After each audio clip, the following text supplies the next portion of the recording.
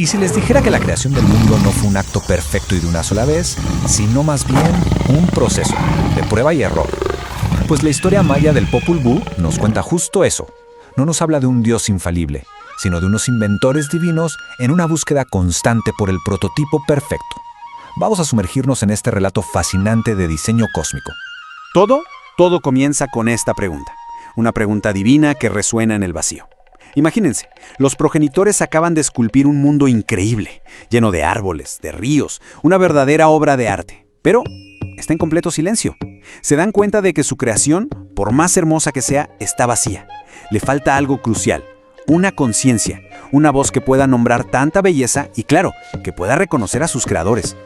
Bueno, para entender bien esta búsqueda, vamos a seguir los mismos pasos que los dioses. Primero, vamos a sentir ese silencio de un mundo que espera una voz. Después, seremos testigos de sus tres grandes prototipos, los animales, luego el hombre de lodo y finalmente el hombre de madera. Y es a través de sus fracasos que vamos a descubrir qué era lo que realmente buscaban sus creadores. Es que el dilema de los dioses era bastante profundo, ¿eh? No se trataba nada más de poblar la tierra y ya, no. Su verdadera motivación era crear seres que pudieran nombrarlos, que pudieran alabarlos y quizá, lo más importante, recordarlos. Buscaban, en cierto modo, un eco de su propia existencia, una relación consciente con su creación.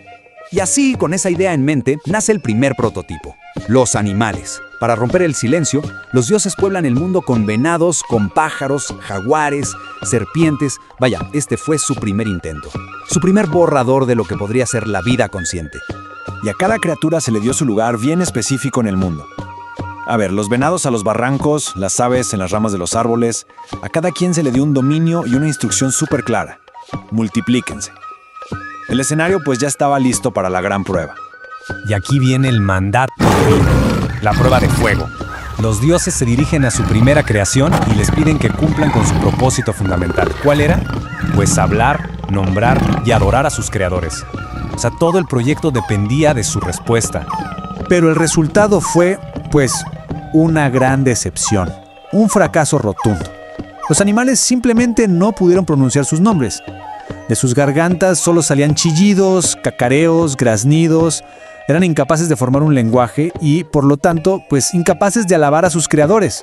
El primer prototipo había fallado. El veredicto de los dioses fue, severo e implacable.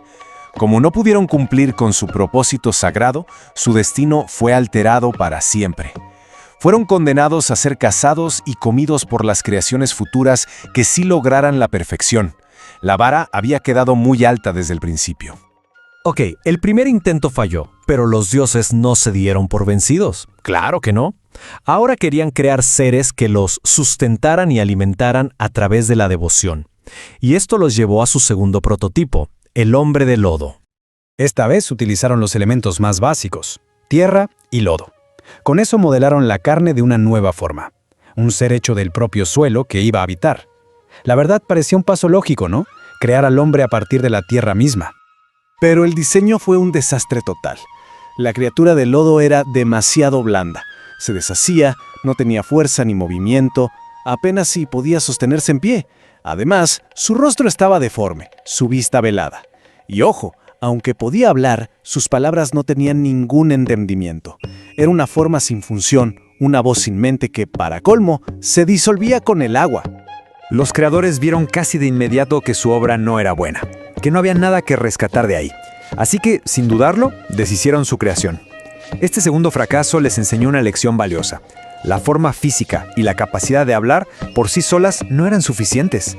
Necesitaban algo más duradero y sobre todo más inteligente. Bien, después de 2 fracasos, los dioses deciden cambiar de estrategia. En lugar de actuar solos, ahora buscan consejo. Consultan a los abuelos divinos, los grandes adivinos Ixpiayacoc e Ixmucané, para asegurarse de que su tercer intento, ahora sí, tuviera éxito. Ahora el proceso es mucho más formal, mucho más pensado. Se preguntan si la madera será un buen material, invocan a los videntes y ellos usan granos de maíz y semillas de tsité para echar la suerte. ¿Y el resultado? La profecía es positiva. Los seres de madera podrán hablar y conversar. Parecía que, esta vez sí, lo lograrían. Y al principio, todo parecía un éxito. Los muñecos de madera fueron creados, se parecían a los hombres, hablaban como ellos y además comenzaron a multiplicarse, poblando toda la tierra. Vaya, cumplieron con la primera parte de la profecía. Pero pronto se revelaron sus defectos, y estos eran mucho más profundos. Resulta que no tenían alma ni entendimiento, caminaban por ahí sin rumbo fijo. Físicamente estaban huecos, no tenían sangre ni sustancia, su carne era seca, amarilla. Tenían la forma y la voz, sí, pero carecían de toda esencia.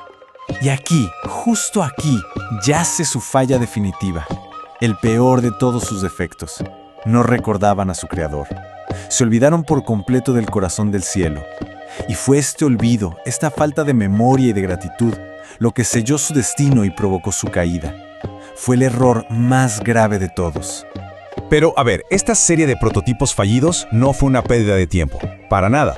Al contrario, a través de cada error, los dioses fueron refinando su concepto, descubriendo paso a paso en qué consistía realmente la creación perfecta que tanto anhelaban. Y así, después de tanto experimentar, llegaron a esta definición.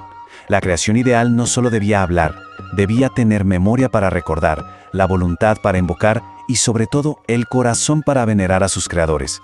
Solo un ser así podría sustentar el orden divino que ellos habían establecido. Si lo vemos en retrospectiva, el proceso fue como una escalera de aprendizaje. Los animales tenían vida, pero les faltaba la voz. El hombre de lodo tenía voz, pero no permanencia, se deshacía. Y el hombre de madera tenía voz y permanencia, pero, y esto es crucial, carecía de memoria. Cada fracaso fue una lección que los acercó al diseño final.